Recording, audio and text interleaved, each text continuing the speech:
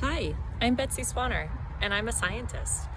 I'm studying a particular lake here in Minneapolis, Minnesota called Brownie Lake.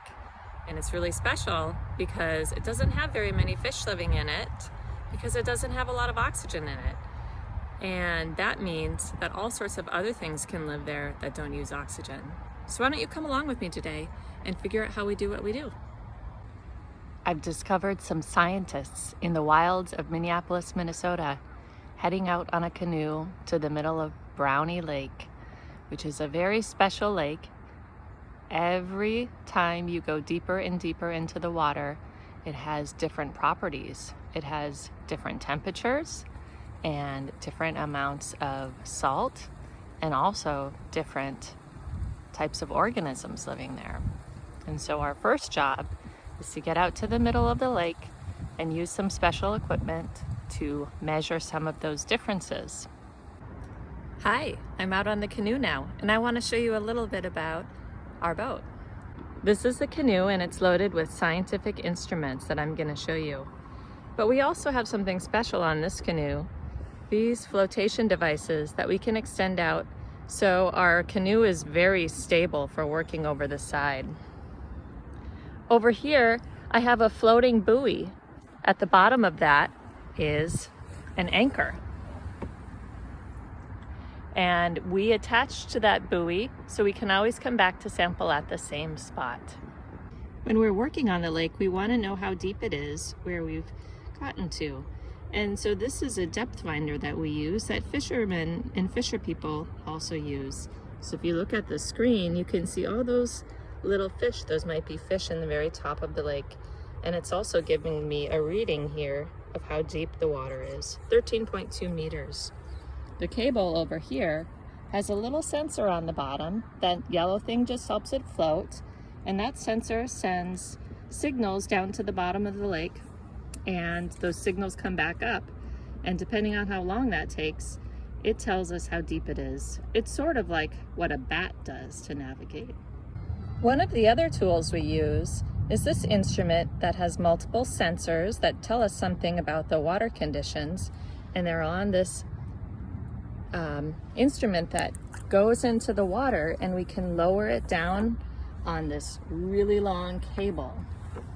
And over here I have a screen that shows the readings, and all those readings are different measurements that it's making, and they change as we go through the water. And I can also say, I want to save that data, and it saves it for me. Now I took off the cap, and you can see that there are 4 different sensors, and on each end is something that makes a measurement. This one right here sends out a light signal that's absorbed by organisms like cyanobacteria and phytoplankton, the green things that grow in water, and they produce a light that's then detected by the instrument, so we can tell how many of them there are.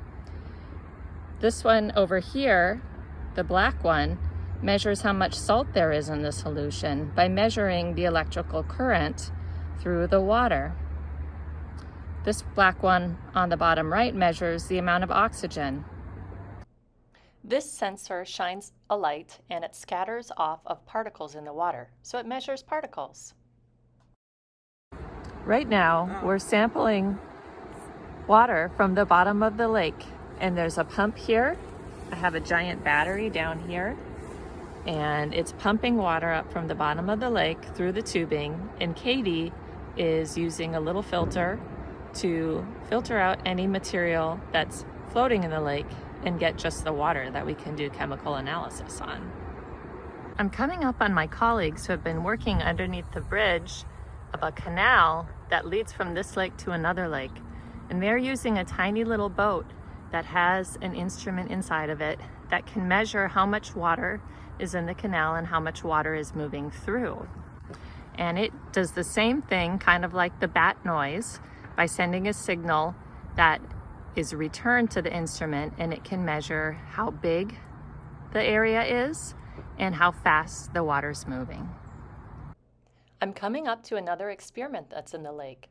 This is called a stilling well. A well is a tube that's inserted into the ground, and it measures and gets water from out of the ground.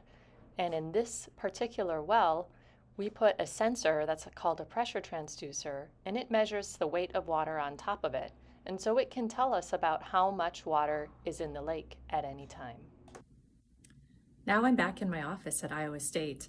We've cleaned and put away all of our field gear, and we've attached them to computers to download the data.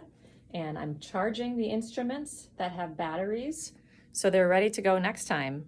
And now we'll spend the time that we're not in the field analyzing our data and drawing conclusions from it to either support or refute our hypotheses. Thanks for joining.